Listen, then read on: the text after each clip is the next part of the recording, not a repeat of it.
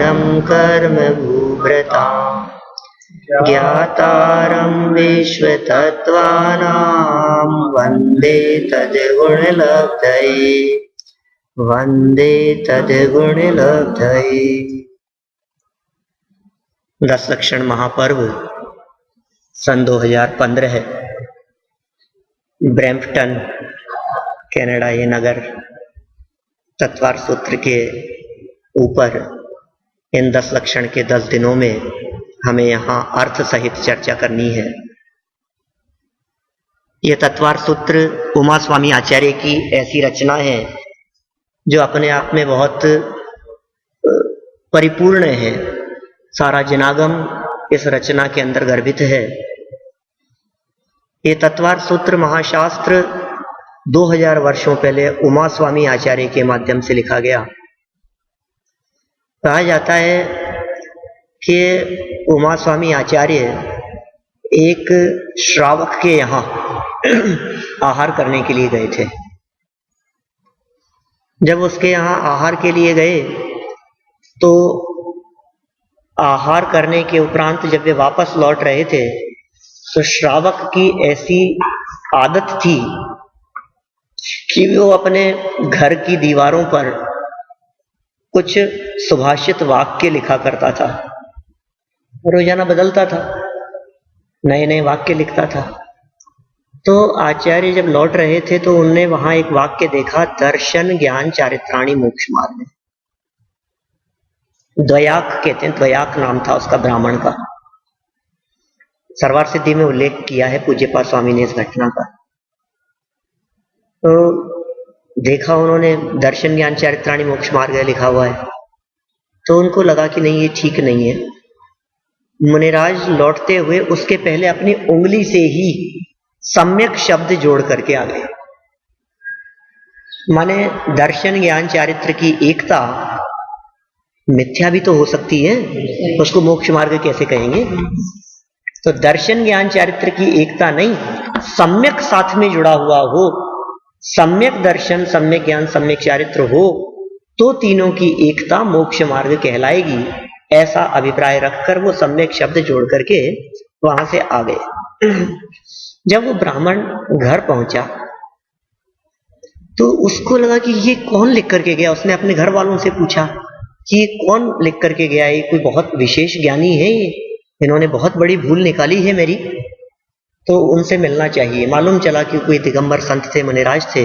वो उनके पीछे पीछे वहां चला गया और मुनिराज से जाकर के फिर वो शिष्य प्रश्न करता रहा और उन प्रश्नों के जवाब में आचार्य एक एक सूत्र की रचना करते गए।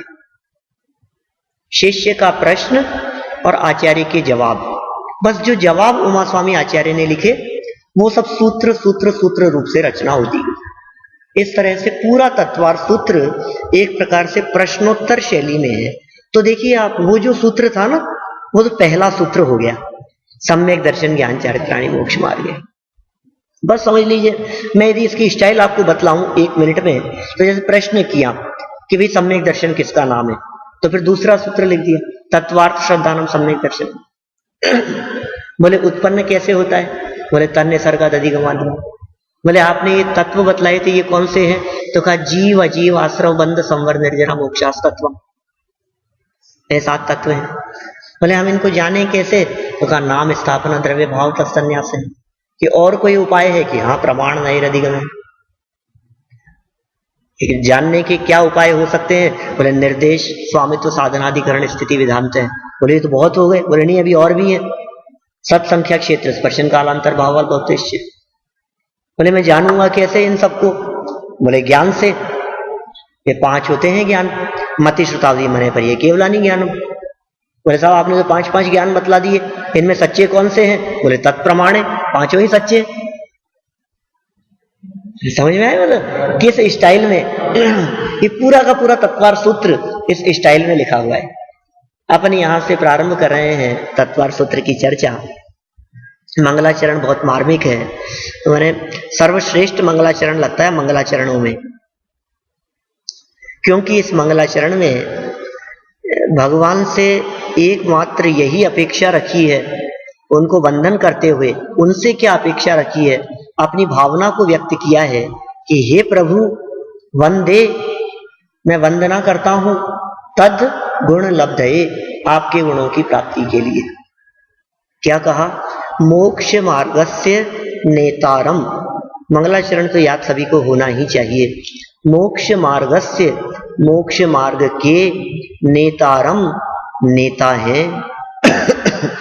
हे स्वामी, आप मोक्ष मार्ग के नेता हैं। भेदतारम कर्म भूभ्रताम, भेदतारम माने भेद देने वाले हैं। किसको? कर्म भूभ्रताम, कर्म रूपी पर्वतों को भेद देने वाले हैं। भूभ्रत, भू माने होता है जमीन और भूभ्रत माने होता है पर्वत। तो कर्म भूभ्रताम, कर्म रूपी पर्वतों को भेद देने वाले हैं। मोक्ष मार्गस्य, मोक्ष मार्ग के नेतारम, नेता है पहला विशेषण। मोक्ष मार्ग के नेता हैं। क्या कहना चाहते हैं मोक्ष मार्ग के नेता कह करके?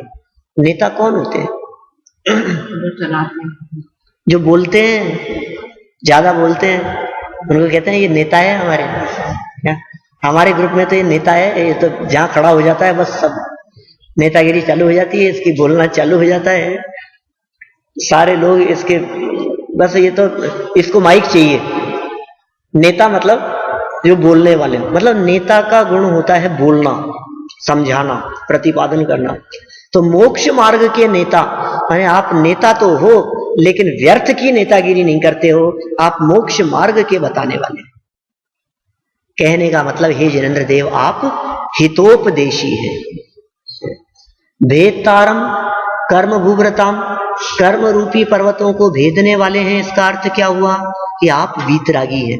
समस्त कर्मों का आपने अभाव कर दिया है, कर्म रहित हो गए हैं। माने दूसरे पद में विशेषण शामिल हुआ वीतरागी।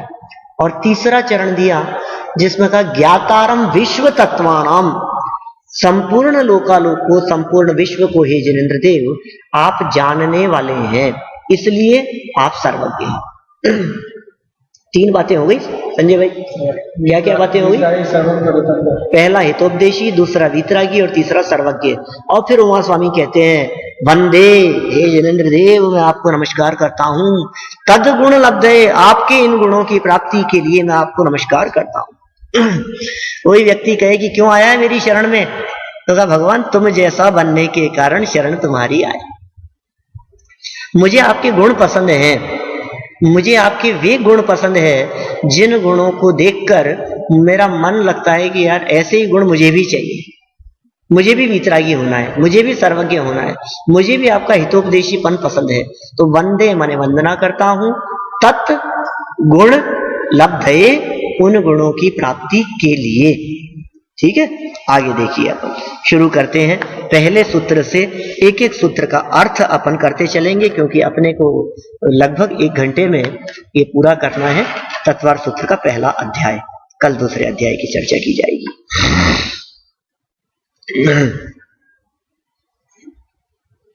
सम्यक दर्शन ज्ञान चारित्राणि मोक्ष मार्ग है। सम्यक दर्शन ज्ञान चारित्राणि मोक्ष मार्ग। बहुत धीरे धीरे बोले।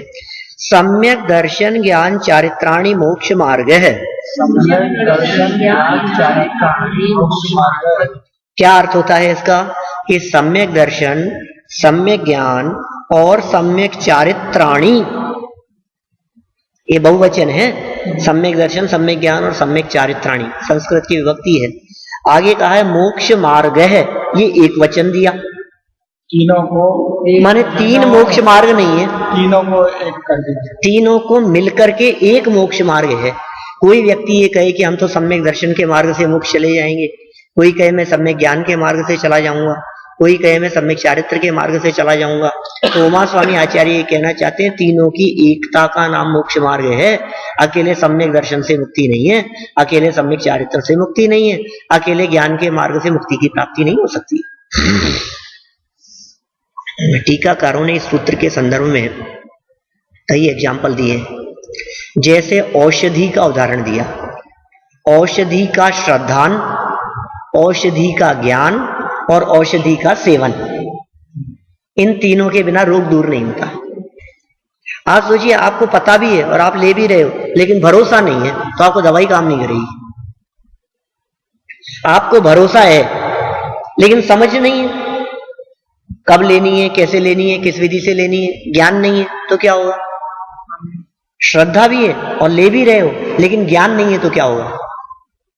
और भरोसा भी है और समझ भी है, लेकिन ली नहीं। माने तीनों चाहिए, श्रद्धा भी चाहिए, ज्ञान भी चाहिए, चारित्र भी चाहिए। अंध, पंगु और आलसी,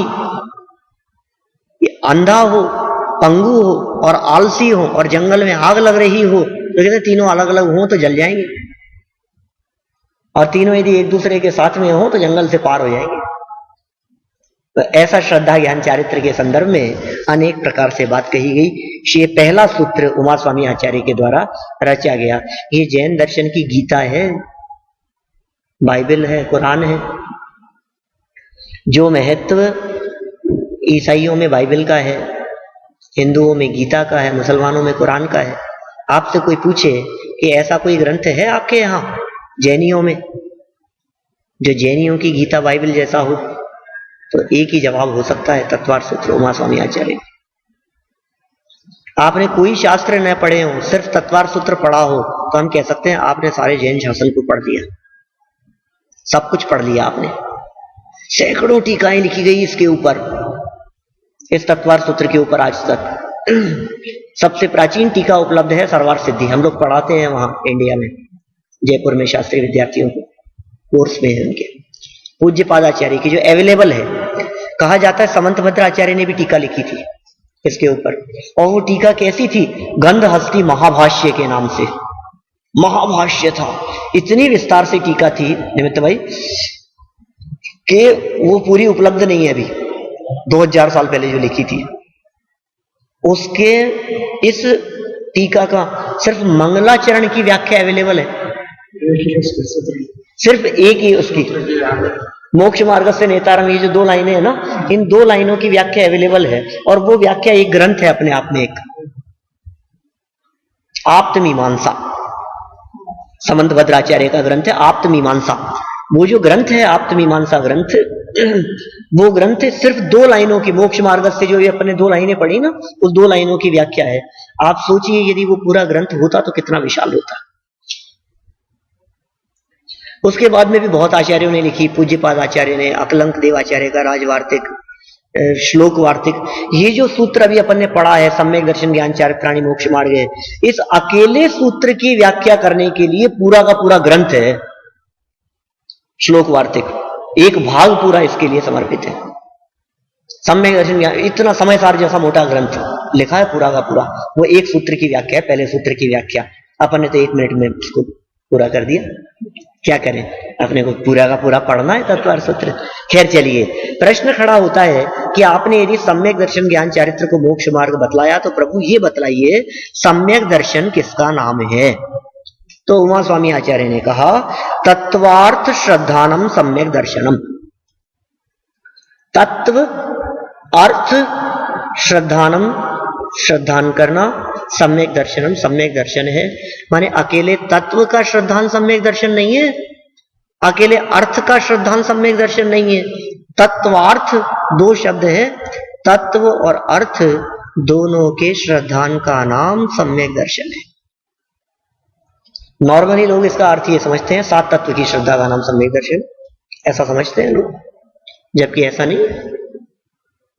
यहां का तत्व और अर्थ की श्रद्धा क्या होता है? तत्व क्या होता है? अर्थ क्या होता है? देखिए, तत्व माने है भाव और अर्थ माने है पदार्थ। हमें वस्तु का भी पता होना चाहिए और वस्तु का जो मूल भाव है वो भी पता होना चाहिए। आपको पता होना चाहिए कि यदि सब्जी में खारापन कम है तो नमक डाला जाएगा, पता है आपको वस्तु का, तो वस्तु का भी पता होना चाहिए, लेकिन उसका भाव भी पता होना चाहिए कि खारापन होता है भैया, इसमें मीठापन नहीं होता। माने उसकी क्वालिटी भी पता होनी चाहिए हमारे को, वस्तु भी और वस्तु का भाव भी, दोनों में से एक भी मिसिंग है तो काम नहीं हो सकता। मैं कई बार ऐसा कहता हूं कि हमें कभी कभी किसी वस्तु का भाव तो पता हो, और वस्तु का पता नहीं। भाव मतलब वैल्यू। फॉर एग्जाम्पल, जिस समय देश आजाद हुआ आज के 60-65 वर्ष पहले, भारत की बात करता हूं, आपके कनाडा का तो इंडिपेंडेंस डे अलग होगा कुछ, तो वहां जब देश आजाद हुआ तो उसके पश्चात महात्मा गांधी 3rd क्लास के डब्बे में सफर करते हुए जा रहे थे। बहुत भीड़ थी, बहुत लोग थे। एक बुजुर्ग आदमी उनके बगल में खड़ा हुआ, बूढ़ा सा आदमी, हाथ में से चांदी की चवन्नी लेकर उछालता था और देश की आजादी के गीत गाता हुआ गांधी जी की जय जयकार बोलता था। छोटी सी चवन्नी चांदी की, जय बोलो महात्मा गांधी की, क्या ऐसा महात्मा गांधी की जय बोलता था। और बगल में जो खड़े थे ना, उनको धक्का लगाता था कि ये बुड्ढे हट, वो गांधी जी थे। क्या अब आप सोचिए, गांधी जी की महिमा तो है उसके हृदय में बहुत, इतनी महिमा है कि आज उसने बिना खड़ग बिना ढाल, साबरमती के संत तूने कर दिया कमाल, दे दी हमें आजादी बिना खड़ग बिना ढाल। बिना तलवार के, बिना ढाल के, बिना युद्ध के, अहिंसा के बलबूते पर जिन्होंने देश को आजाद करा दिया, धन्य है वे। उनकी जय जयकार कर रहा है, जय हो, और उन्हीं को धक्का लगा रहा है। इसका मतलब वो भाव जानता है लेकिन अर्थ नहीं जानता, वो तत्व जानता है लेकिन अर्थ नहीं जानता। अर्थ माने वस्तु, व्यक्ति को नहीं पहचानता। व्यक्ति की पहचान भी हो, और कोई व्यक्ति व्यक्ति को पहचानता हो, तो उसको पता होगी ये गांधी है, उसको पता होगी, नाम भी पता हो उसका, लेकिन उसकी वैल्यू पता नहीं होगी, ये वही गांधी है, ये वही व्यक्ति है, ये वो व्यक्तित्व है। ख्याल में आ रही है? कोई व्यक्ति नाम से भी जानता है, शक्ल से भी जानता है, अरे मैं तो इनको 20 साल से जानता हूं, 15 साल से जानता हूं, लेकिन मुझे पता ही नहीं था कि ये कलेक्टर है, ये तो रोज मिलते थे मेरे को मंदिर में। ऐसा हो जाता है कई बार, रोज मंदिर में आते थे, जय जिनेंद्र करते थे, हाय हेलो होती थी, लेकिन कभी परिचय ही नहीं हुआ कि आप काम क्या करते हो। आज पता लगा कि यार आप तो जानते हैं, इसका मतलब क्या हुआ, अर्थ जानते हैं लेकिन तत्व नहीं जानते। वो तत्व जानता है, अर्थ नहीं जानता। तो जीववादी जो है वो तत्व भी जाने, अर्थ भी जाने, और दोनों का यथार्थ श्रद्धान हो, तो कहते हैं सम्यक दर्शन होगा। उत्पत्ति कैसे होगी सम्यक दर्शन की? प्रश्न किया शिष्य ने, सामने बैठा हुआ है, वहां स्वामी आचार्य सामने बैठे हैं। जवाब दिया, तन निसर्गाद अधिगमाद्वा, तन निसर्गाद अधिगमाद्वा, तन निसर्गाद अधिगमाद्वा। हाँ, तन, तत् माने वह, निसर्गात अधिगमात वा, क्या वो निसर्गज अथवा अधिगम से उत्पन्न होता है। सम्यक दर्शन, सम्यक दर्शन दो तरह के हुए, एक निसर्गज सम्यक दर्शन और एक अधिगमत सम्यक दर्शन। तत् माने वह, निसर्गात माने निसर्ग से, अधिगमात माने अधिगम से, वा मतलब अथवा उत्पन्न होता है। निसर्ग माने कहते हैं स्वभाव से उत्पन्न होना, और अधिगम कहते हैं दूसरे के उपदेश से उत्पन्न होना। माने सम्यक दर्शन दो प्रकार के हो गए। एक सम्यक दर्शन तो ऐसा जिसमें कोई उपदेश दाता नहीं दिखाई दे रहा, हमारे सामने कोई नहीं है, और व्यक्ति बैठा था और बैठे बैठे वो ध्यान चिंतन करने लगा, सम्यक दर्शन की प्राप्ति हो गई। उसे कहेंगे निसर्गज, स्वभाव से हुआ।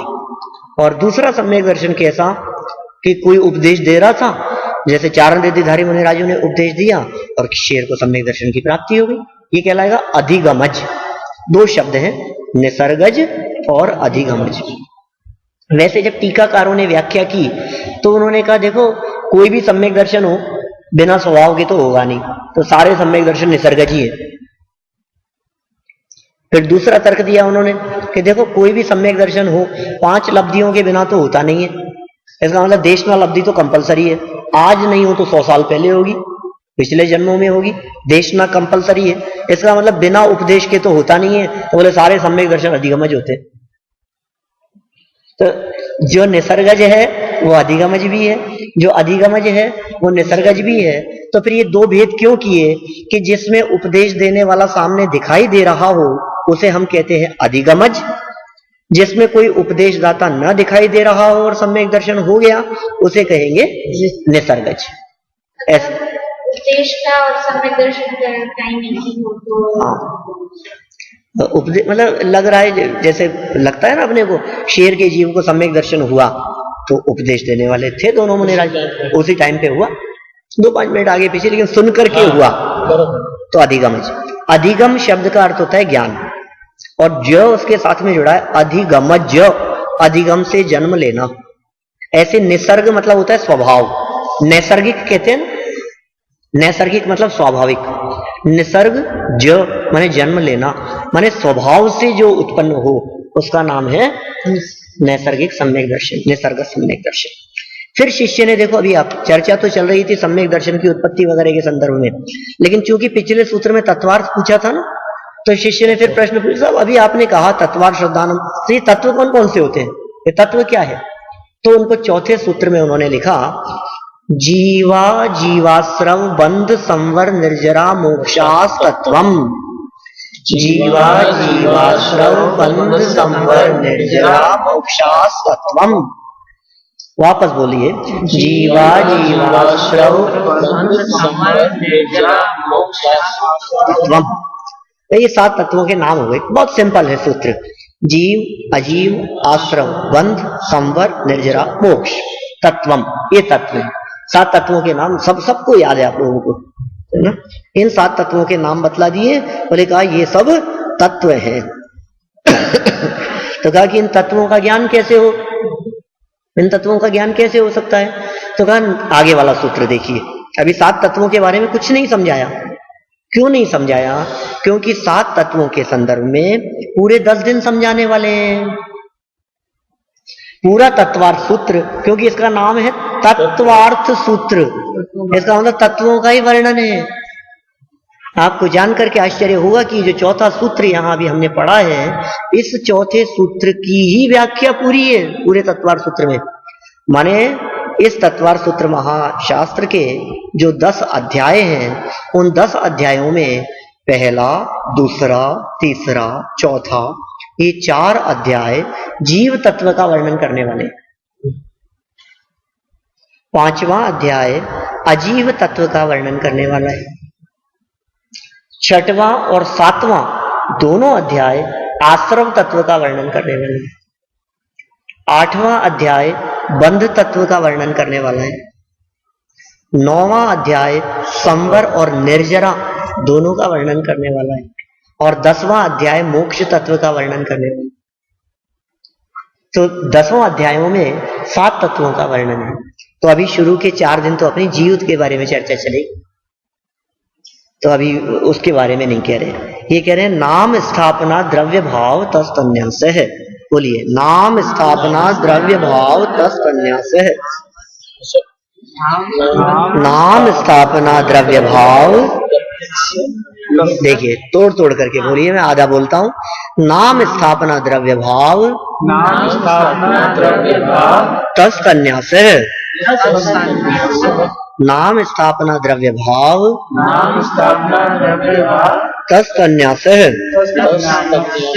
वैसे देखिए अर्थ ऐसा होगा, नाम स्थापना द्रव्य भाव तह, ऐसा यहां से टूटेगा, नाम स्थापना द्रव्य भाव तह, फिर है तत् न्यास है।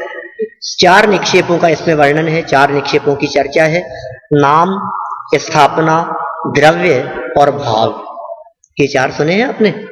इनसे तत् न्यास है, तत् माने वह, न्यास माने होता है ज्ञान होना, उनका ज्ञान होता है। माने 7 तत्वों का ज्ञान नाम से करना, स्थापना से करना, द्रव्य से करना और भाव से करना। आप जानते हैं इनका संक्षिप्त स्वरूप कैसा है? नाम का अर्थ तो है सिर्फ नामकरण, किसी भी वस्तु की पहचान के लिए जिस शब्द का प्रयोग किया जाए वो कहलाता है नाम। नाम संजय, नाम संजीव, मतलब नहीं है। नाम पहचान के लिए। फिर स्थापना क्या चीज है? कि उस किसी चीज में किसी चीज की स्थापना कर देना। जैसे आदिनाथ भगवान, आदिनाथ भगवान की स्थापना कैसे करी? हम लोग वहां जयपुर में बहुत मूर्तियां बनती हैं, हमारे वहां इंडिया में लोग आते हैं, हम भी गए एक बार पहले मूर्ति मोहल्ला, हमने मूर्ति पसंद की, तो हमने कहा भैया आदिनाथ भगवान, उसने कहा कौन सी चाहिए? हमने कहा आदिनाथ भगवान की चाहिए। तो उसने हमारे को प्रतिमा दिखाई, हमने कहा नहीं ये नहीं, आदिनाथ भगवान की दिखाओ। तो उसने कहा पंडित जी आप तो प्रतिमा पसंद कर लो, आप कहोगे तो आदिनाथ बना देंगे, आप कहोगे तो महावीर बना देंगे। ये कैसे कि चिन्ह ही तो बनाना है, सही बात है ना।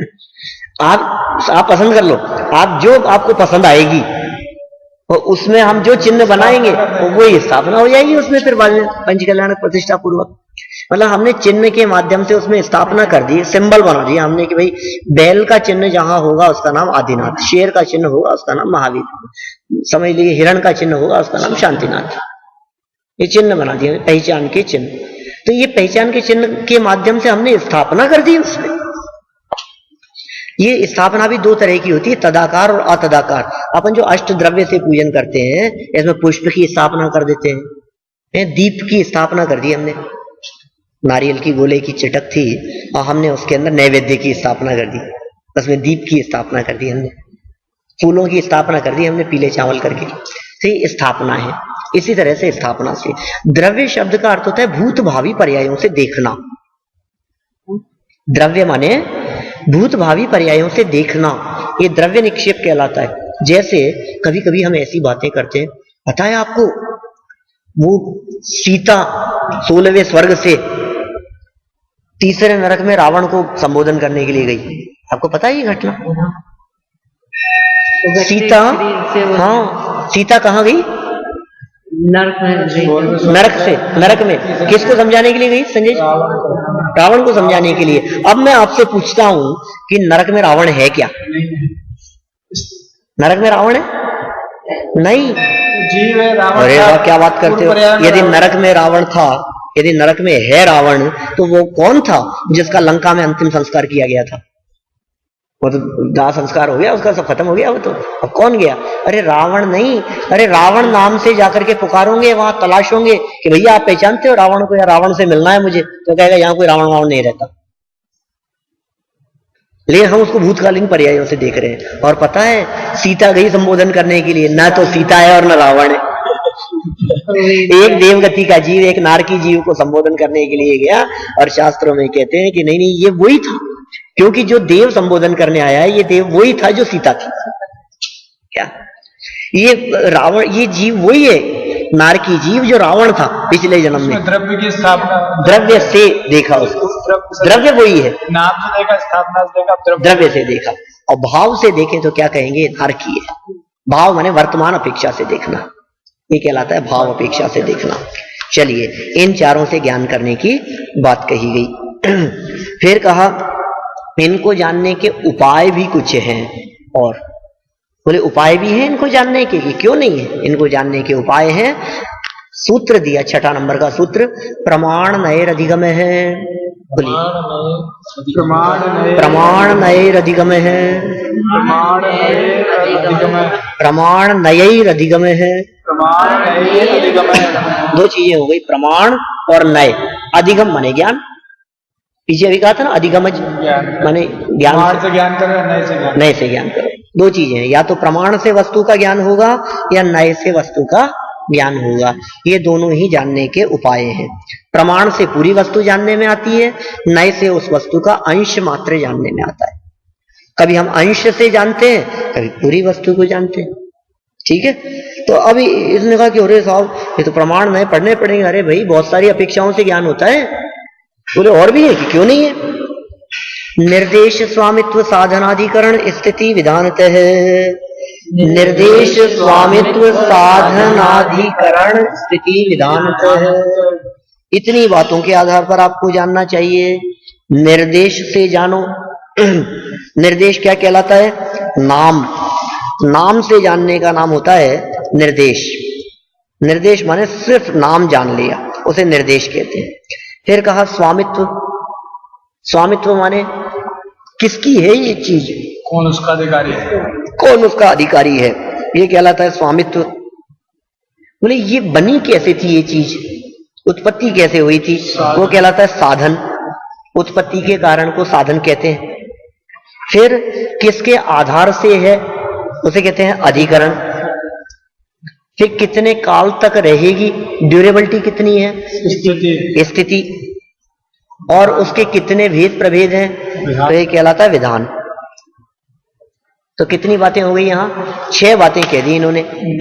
सबसे पहले हम दुकान पर चढ़े, हमने कहा ये क्या चीज है? नाम, ठीक है ना, निर्देश हो गया। फिर बोले ये किसकी है, कौन सी कंपनी की है? अधिकार, स्वामित्व। फिर किस चीज की बनी हुई है, कैसे बनी है? साधन। किस चीज का है, क्या मटेरियल है भाई साहब इसमें? तो पूछते उस चीज को देखते समय।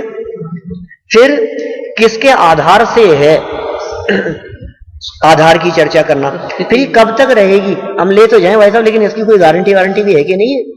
तो गारंटी वारंटी बतला दी। फिर हमने कहा कि और कितने प्रकार की आती है, इसमें कोई और भी तरह के अपर मॉडल भी है इसका कोई, या इससे कोई कम प्राइस वाला भी है, या और किसी कंपनी की, इस तरह से जो उसके भेद प्रभेद किए गए उसकी जानकारी के संदर्भ में, तो ये कहलाएगा विधान। विधान माने भेद प्रभेद। फिर आगे आगे तो ऐसा सूत्र है, ये 8 नंबर का सूत्र, पूरी धवला टीका इसके बेस पर लिखी है। 16 भाग हैं धवला के समय सार जैसे, वो सब इस सूत्र की व्याख्या के लिए। सर्वार्थ सिद्धि में सबसे अधिक व्याख्या की इस सूत्र की, लेकिन अपन ज्यादा डिटेल नहीं करेंगे क्योंकि बहुत जटिल है। कर सकते हैं अपन, हमने चलाया है वहां 6 महीने, एक सूत्र 6 महीने चला। देखो कहते हैं, मूल सूत्र पढ़ते हैं, सत्य संख्या क्षेत्र स्पर्शन कालांतर भावाल्प बहुत्वेश्च। सत्य संख्या क्षेत्र स्पर्शन कालांतर भावाल्प बहुत्वेश्च। क्या क्या है? 8 बातें कह दी यहां। सत्य, सत्य माने अस्तित्व, संख्या माने उसकी गिनती कितनी है, सत्य संख्या। फिर उसके बाद में क्षेत्र के वर्तमान उसका निवास स्थान कहाँ है, कौन सी जगह पर है, एक क्षेत्र। फिर स्पर्शन, स्पर्शन कहते हैं तो उसके तीनों कालों के जहां जहां वो जा सकती है, कहाँ जा सकती गई थी, कहाँ जा सकती है, स्पर्श, टच करना उसको। हाँ, तो ये कहलाएगा स्पर्श। फिर कहलाते हैं काल। काल किसे कहेंगे?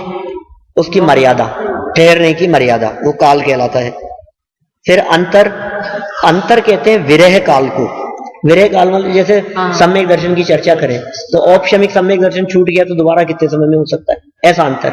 मनुष्य भाव छूट गया तो अब दोबारा मनुष्य भाव कितने समय में मिल सकता है, कम से कम कितने समय में मिल सकता है और ज्यादा से ज्यादा। जैसे नारकी जीव नरक से मरा, अब कितने समय में दोबारा नारकी होगा, पहले गुणस्थान वाला पहले गुणस्थान, मतलब ये अंतर। नारकी जीव एक बार मर जाता है तो वो दोबारा नरक में नहीं फैलता, दोबारा नरक में तत्काल तो नहीं होता, लेकिन दूसरी किसी गति में जाकर के दोबारा तो आ सकता है। तो मिनिमम कितने समय में आएगा और मैक्सिमम कितने समय में जा सकता है, ये अंतर कहलाता है। फिर भाव, औपशमिक आदि 5 भावों की चर्चा, वो भाव। फिर उसके बाद में भाव के बाद में अल्प बहुत्व।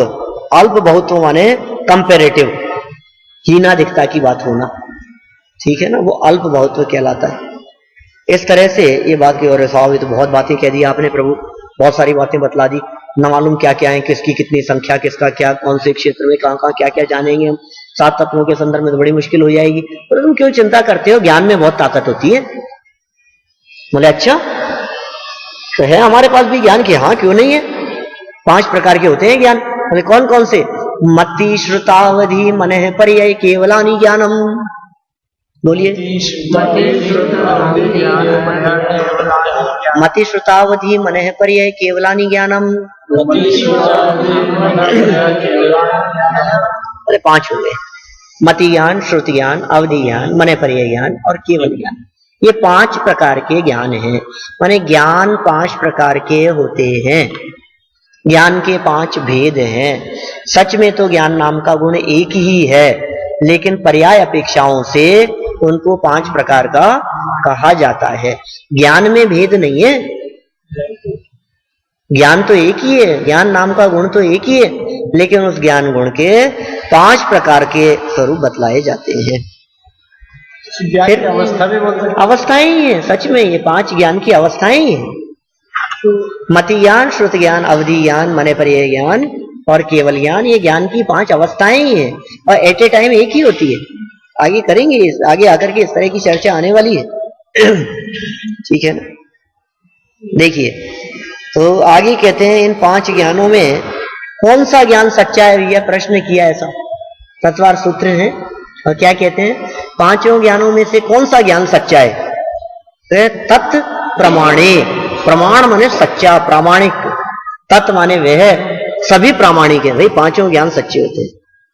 मति ज्ञान भी सच्चा ज्ञान है, श्रुत ज्ञान भी सच्चा ज्ञान है, माने पांचों ही ज्ञान सम्यक ज्ञान के प्रकार हैं, प्रामाणिक है। इनमें ऐसा नहीं कह सकते कि किसी को मति श्रुत हुआ तो गई साहब हमारे को तो झूठा ज्ञान है, नहीं हमारे को तो मति श्रुत है साहब, हमारा तो झूठा ज्ञान है, आपको तो अवधि ज्ञान है तो आपको विशेष, ऐसा नहीं है। मति श्रुत ज्ञान भी सच्चा हो सकता है। फिर प्रश्न किया कि अच्छा मति श्रुत ज्ञान सच्चे ज्ञान है तो क्या ये सब कुछ जानते? सच, अरे भाई सब कुछ नहीं जानते, इनमें से आद्य परोक्षम, मति और श्रुत है ना, ये परोक्ष ज्ञान है। आगे जो सूत्र दिया है 11 नंबर का सूत्र, उसमें क्या कहा, आद्य माने शुरू के दो, द्वितीय का प्रयोग है, मति और श्रुत। आद्य परोक्षम, आद्य मतलब शुरू के दो, आद्य द्विवचन दो, परोक्षम परोक्ष हैं, माने स्टार्टिंग के दो परोक्ष ज्ञान हैं। कौन कौन से दो? मति ज्ञान और श्रुत ज्ञान, ये दोनों ज्ञान परोक्ष ज्ञान है। बोले अच्छा ये दोनों परोक्ष हैं तो फिर बाकी के कैसे हैं? तो आगे सूत्र दिया फिर, प्रत्यक्षम अन्यत, प्रत्यक्षम अन्यत, प्रत्यक्षम अन्यत, बाकी जो बच गए हैं वो सब क्या है? परोक्ष, प्रत्यक्ष है। प्रत्यक्षम माने प्रत्यक्ष, अन्यत तो पूरा नहीं हलंत, अन्यत प्रत्यक्षम, बाकी सब ज्ञान प्रत्यक्ष ज्ञान है। बोले साहब आपने ये तो कह दिया कि दो परोक्ष हैं, तीन प्रत्यक्ष हैं, लेकिन ये तो बतलाया ही नहीं, ये मति आदि ज्ञान होते कैसे? हम तो समझते ही नहीं है मति ज्ञान माने क्या होता है, हमारे को समझ ही नहीं है मति ज्ञान माने क्या कहना चाहते हो आप। तो फिर इन्होंने बहुत सुंदर मार्मिक बात कही। इन्होंने कहा, एक सूत्र दिया जिसमें मति ज्ञान के पर्यायवाची नाम बतलाए। मति स्मृति संज्ञा चिंता विनिबोध इत्यनर्थांतरम, मति स्मृति संज्ञा चिंता विनिबोध इत्यनर्थांतरम। देखो क्या क्या है, मति माने मति जो है ये, स्मृति याद रखना, संज्ञा, संज्ञा भी, फिर चिंता और फिर अभिनिबोध, इति, इति अन माने नहीं, अर्थांतरम माने कोई दूसरी वस्तु, ये कोई दूसरी वस्तु नहीं है, माने एक ही है। मति कहो या चिंता कहो, स्मृति कहो, ये सब एक ही चीज है। अन अर्थांतर, अर्थांतर कहते हैं ये एक अर्थ है और ये दूसरा अर्थ है, अर्थ ये अर्थांतर। तो अन अर्थांतरम माने दो चीजें नहीं है, मति स्मृति आदि ये अलग अलग चीजें नहीं है, ये सब एक ही है, एक ही के नाम है। माने एक प्रकार से ये मति ज्ञान के ही पर्यायवाची नाम है। बोले मति ज्ञान उत्पन्न कैसे होता है, मति ज्ञान कैसे प्रकट होता है? प्रश्न किया, इंद्रियों द्वारा। हाँ तो वही लिखा है इन्होंने 14 नंबर का सूत्र, तदिंद्रियान इंद्रिय निमित्तम, तदिंद्रियान इंद्रिय निमित्तम, तत् तद इंद्रिया, तदिंद्रिया निंद्रिय निमित्तम। तो कैसे याद कर लेते, पूरा सही वो याद करते? हाँ हमने याद किया था बहुत पहले, कोई 22-23 साल पहले, सन 1993-94 की बात है, 93 की बात होगी, 92-93 की बात, तत्वार सूत्र पूरा याद किया था। व्यास में आगे बोलना पड़ता होगा। हाँ तो देखो क्या कहते हैं, तत् माने वह, इंद्रिय और अनिंद्रिय निमित्तम माने इंद्रिय और अनिंद्रिय के निमित्त से होता है। अनिंद्रिय का है, अतीन्द्रिय नहीं कहा। अनिंद्रिय का मतलब होता है मन, और अतीन्द्रिय माने होता है इंद्रिय और मन से पार। इंद्रिय मन से पार जो है वो तो है अतीन्द्रिय, और अनिंद्रिय, अनिंद्रिय माने मन। तो इंद्रिय और मन जिसमें निमित्त हो वो मति ज्ञान है। छोटी छोटी सी बातें, छोटी छोटी सी बातें सिखाते जा रहे हैं। आप 10वें दिन देखेंगे अनगिनती बातें सिखा दी उमा स्वामी आचार्य ने, कितनी नॉलेज है, वो एक एक स्टेप बाय स्टेप बढ़े जा रहे हैं। अभी मति ज्ञान का स्वरूप बतला दिया, इंद्रिय और मन से जो उत्पन्न होता है उसे मति ज्ञान कहते हैं। फिर कहा साहब ये मति ज्ञान कैसे जानता है, मति ज्ञान के जानने की प्रोसेस क्या है? इंद्रिय मन के निमित्त तो बतला दिया आपने, इंद्रिय से जानेगा, आंख नाक कान से जानेगा, कैसे जानेगा ये, किस प्रकार जानता है? तो इसके भेद बतलाना शुरू कर रहे हैं, एक प्रकार से प्रोसेस बतलाना शुरू करते हैं। कहा अवग्रहे हवाए धारणा, अवग्रहे हवाए धारणा, अवग्रहे हवाए धारणा। हाँ, अवग्रहे हवाए धारणा, अवग्रहे हवाए धारणा। देखो क्या है, अवग्रह हे ईहा, मात्रा है ना ऊपर, ईहा, ई होता है उस मात्रा का मतलब, अवग्रह ईहा, फिर निकलेगा आवाय, और एक अंतिम शब्द है धारणा। ये 4 शब्द हैं, अवग्रह, ईहा, आवाय और धारणा। अवग्रह, ईहा, आवाय और धारणा, ये मति ज्ञान के स्वरूप है, प्रोसेस है मति ज्ञान की, जानने की प्रोसेस। माने कैसे, अवग्रह किसी भी चीज के बारे में बस कुछ था, हमारे पकड़ में आया, चलते चलते यार कोई निकला यहां से, आभास हुआ, कोई चीज टच हुई, एकदम देखा, तो जो टच होने पर जो प्रथम आभास जो हुआ है हमारे को, वो कहलाएगा अवग्रह, छुआ, ये अवग्रह। और सेकंड नंबर पर कहा ईहा, ईहा माने इच्छा, जैसे ही छुआ था हमने और कुछ था, तब सेकंड स्टेप हुआ क्या है, ये जो जानने की इच्छा हुई, इसका नाम है ईहा। और फिर हम किसी निर्णय पर पहुंचे कि अरे ये तो ये है, ये कहलाया अवाय। और फिर वो पक्का हमारे स्मृति में बैठ गया, याददाश्त में, वो कहलाएगी धारणा, कंफर्म हो गई चीज। इसके लिए बहुत प्रसिद्ध एग्जाम्पल देते हैं शास्त्रों में, आचार्यों ने किया है। हम घर की छत पर खड़े थे और हमें बहुत दूर कुछ व्हाइट सा दिखाई दिया, दैट इज अवग्रह, कुछ था। प्रश्न खड़ा हुआ, यार ये जो सफेद सफेद दिख रहा है, बहुत दूर ऐसा कुछ दिख रहा है, ये ध्वजा है या कोई बगुले हैं? 2-4 दिख रहे थे, बोले कहीं फ्लैग लगे हुए हैं या व्हाइट कलर के बगुले दिख रहे हैं, क्योंकि हैं क्या ये जानने की इच्छा हुई, ईहा। ईहा मीन्स इच्छा, ईहा माने इच्छा। फिर थर्ड स्टेप क्या होगा, अरे नहीं नहीं, ये तो देखो निर्णय किया हमने किसी बात के आधार पर, अरे भैया ये तो देखो आगे पीछे इधर उधर चलते हुए दिख रहे हैं, तो बगुले हो सकते हैं, ध्वजा नहीं हो सकती। तो ये जो निर्णय हुआ इसका नाम है अवाय। अब वो जो निर्णय हुआ वो स्मृति में बैठ गया। अब कोई व्यक्ति 2 दिन बाद भी पूछता है कि यार वो क्या है, तो आप बिना देखे भी कह देते वो तो बगुले है वहां, वो तो ध्वजा है वहां, क्यों? अब वो जब तक हमारी स्मृति में रहेगी कहेंगे तब तक धारणा है, या जब तक कोई चीज धारणा में रहती है तब तक वो चीज याददाश्त का विषय हो सकती है। धारणा से निकल गया, इट मीन्स अब वो विज्ञान का विषय नहीं बन पाएगी। तो ये 15 सूत्र। धारणा में हवाए मने निर्णय, हवाए मीन्स निर्णय, और धारणा मने पक्का, ठोस हो गई वो चीज, या स्मृति पटल पे लिख दी गई, स्मृति पटल पे लिख दी गई, वो कहलाएगी धारणा। चलिए अब इनके और भेद बतलाते हैं मति ज्ञान के, ये कौन कौन से पदार्थों को जानता है ये मति ज्ञान। बहुविध क्षिप्राणि श्रुतानुक्त ध्रुवाणाम सेतराणाम, बहुविध क्षिप्राणि श्रुतानुक्त ध्रुवाणाम सेतराणाम, बहुविध क्षिप्राणि श्रुतानुक्त ध्रुवाणाम सेतराणाम। आप इसको बहुत धीरे धीरे देखेंगे और बहुत धीरे धीरे आप उसको जब पढ़ेंगे तो आपको बोलना आएगा, और एक बार आपको तत्वार सूत्र बोलना आ गया और फिर जब आपने इसका पाठ करना शुरू किया, और कभी कभी पाठ करेंगे और जब इसका अर्थ समझते हुए आप पढ़ेंगे, आपको बड़ा मजा आने लगेगा। लगभग 40 मिनट, 35 से 40 मिनट लगते हैं तत्वार सूत्र का पाठ करने। लोग तो पहले तो हमारे दादाजी मतलब किस हिसाब से लय तो है ही नहीं, ये तो गद्दे है, जो भी है, मतलब उसका बात कैसे बोलना है। हाँ आ जाएगा, ऐसी बात नहीं, 2-4 बार बोलेंगे तो ये इसमें क्या कहा है, इसमें 12 प्रकार के पदार्थ के हैं, 12 शब्द हैं इसमें।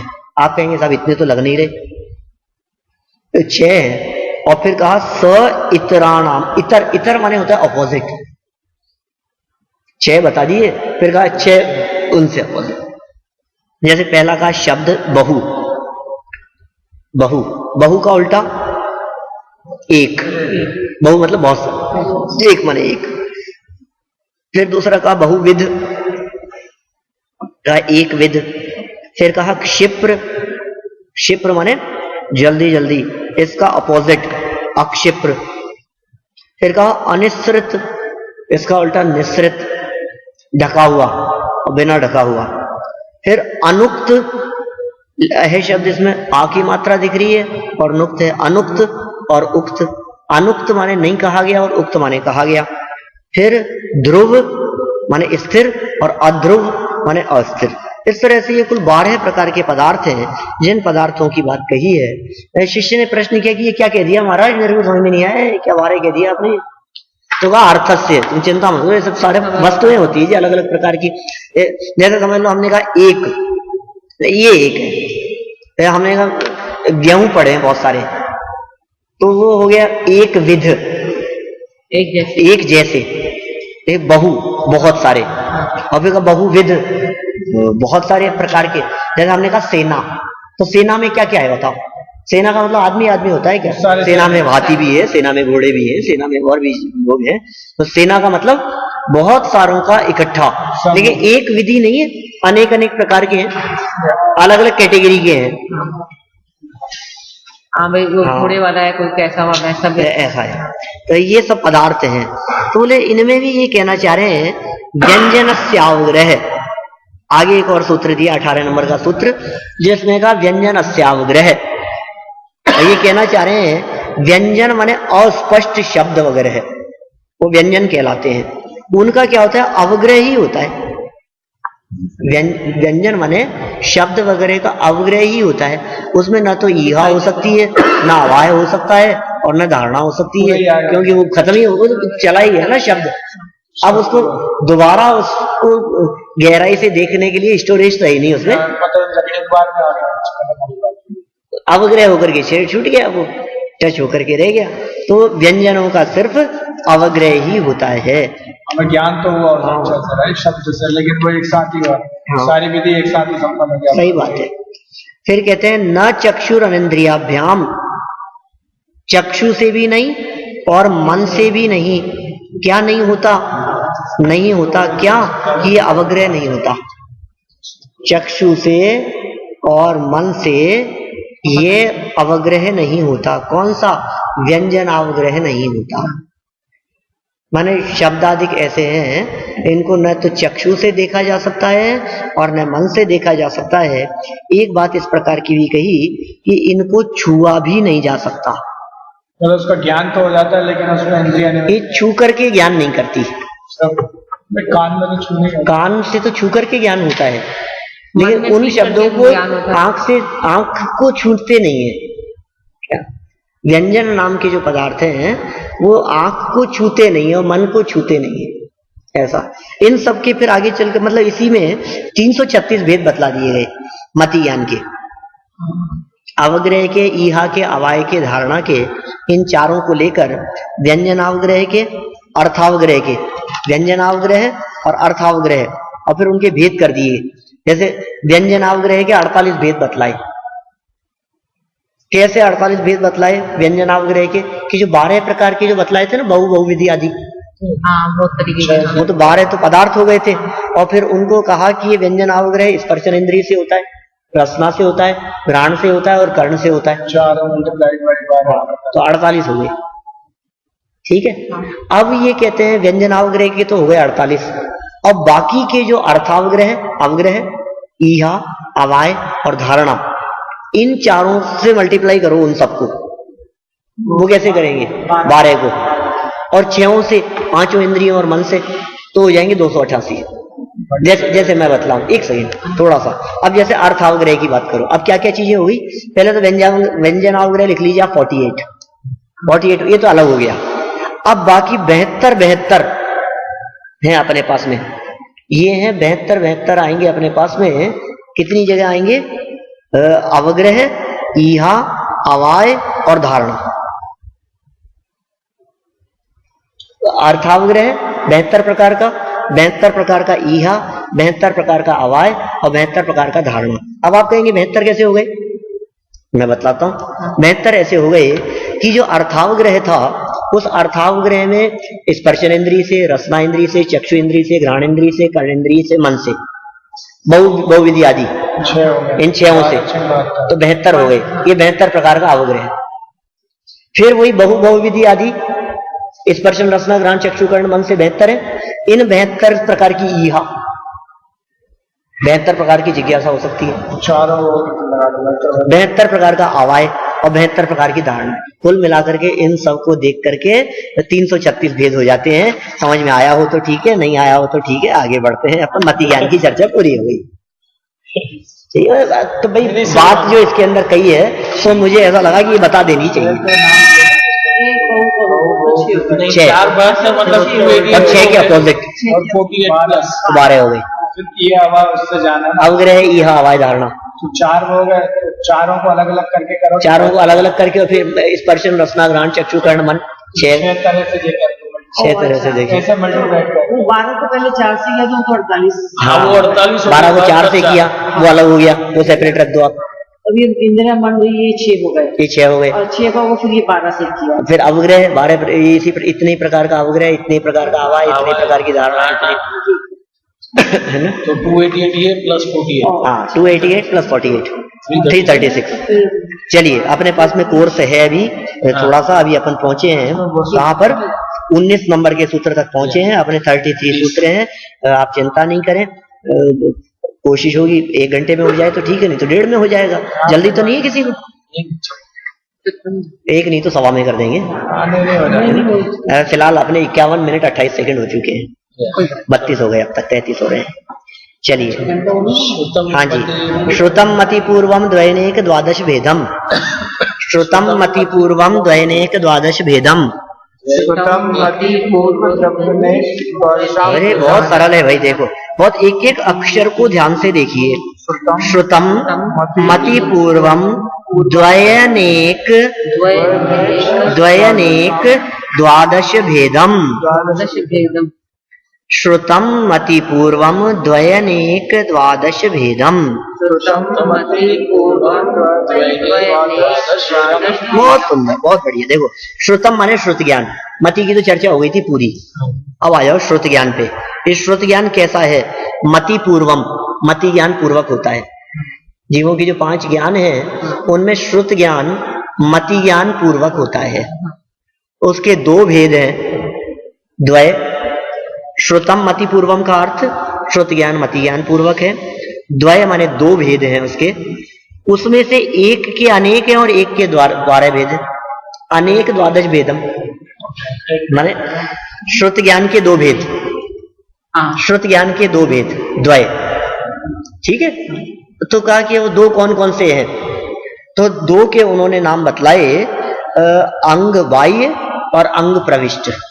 नाम नहीं कहे इसमें, श्रुत के भेद हो गए। श्रुत के भेद है, श्रुत के भेद। अंग प्रविष्ट और अंग बाह्य, अंग बाह्य और अंग प्रविष्ट, ये द्वय। फिर कहा अनेक द्वादश भेदम, तो अंग बाह्य के अनेक भेद हैं और अंग प्रविष्ट के 12 भेद हैं, द्वादश अंग। यही कहना चाह रहे हैं, मैंने श्रुत ज्ञान के 2 तरह के भेद बतलाए और फिर इतने इतने इन्होंने भेद बतला दिए। आगे चलते हैं, ये बात हो गई श्रुत ज्ञान के संदर्भ में। फिर शिष्य ने प्रश्न पूछा कि प्रभु और अवधि ज्ञान? मति श्रुत अवधि पे आ गए। अब अवधि आ गए तीसरे ज्ञान पे। तो कहा भव प्रत्ययो अधिर देवनारकाणाम, भव प्रत्ययो अधिर देवनारकाणाम, भव प्रत्ययो वधिर र दे के ऊपर वाला रे पहले बोला जाएगा। भव प्रत्ययो अधिर देवनारकाणाम। बहुत सुंदर अर्थ है इसका कि देवों और नारकियों के, देव नारकाणाम, भव प्रत्ययो अवधि, भव प्रत्यय नाम का अवधि ज्ञान होता है। माने कोई भी जीव जो मर करके देवगति में चला गया, कोई भी जीव या जो मर करके नरक में चला गया, उसके अवधि ज्ञान ही होता है नियम से। वो कौन सा अवधि ज्ञान होता है?